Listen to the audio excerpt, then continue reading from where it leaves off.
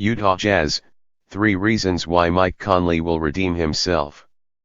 As the Utah Jazz have gone on a huge winning streak with Mike Conley sidelined, many have questioned whether the veteran is washed up from his prime days. Here are 3 reasons why I believe Conley will come back stronger.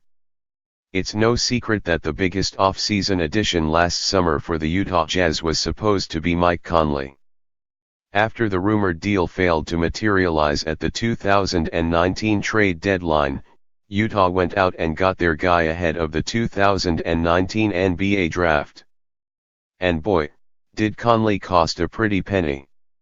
Utah gave up Grayson Allen, Kyle Korver, Jay Crowder, as well as 2 draft picks in order to acquire the Memphis star. Dennis Lindsey has compared Memphis giving up Conley to the Jazz trading Stockton in his prime, because that is how beloved Conley was to the city of Memphis.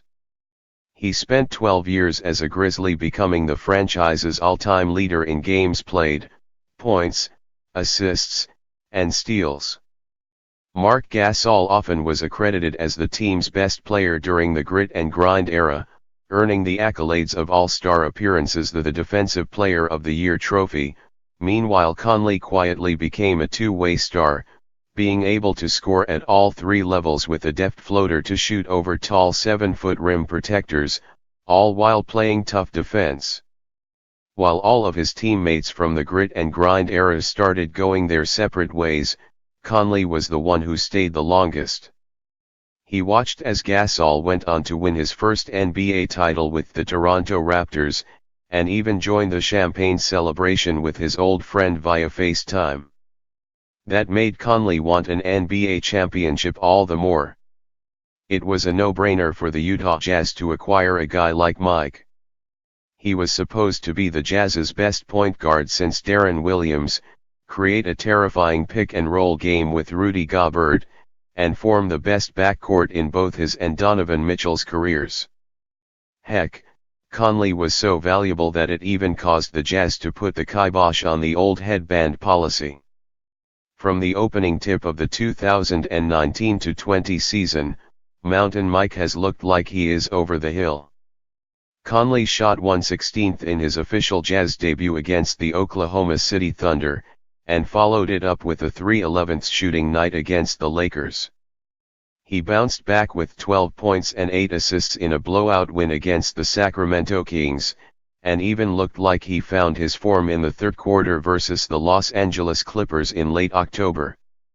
Over the next 16 games he had some ups and downs, including 8 games of shooting under 40% from the field and 6 contests shooting less than 30% from the three. In spite of all of his struggles, both Conley and the Jazz organization have held their heads high. Even opposing teams have still respected Conley as if he was his old self. When the Los Angeles Clippers came to town, Doc Rivers was positive that Mike would get back on track.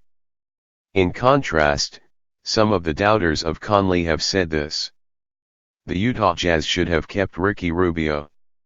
The Utah Jazz should have signed D'Angelo Russell or Kemba Walker this past summer. The Utah Jazz should actively shop Conley on the trade market.